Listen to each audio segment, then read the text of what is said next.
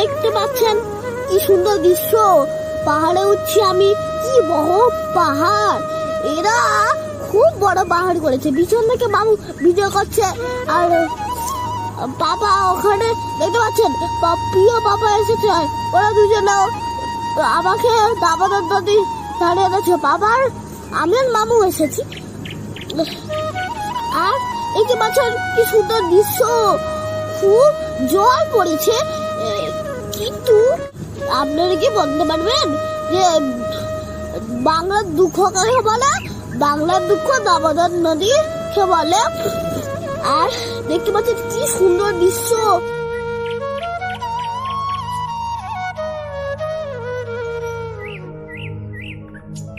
এই সেই দামোদর নদী।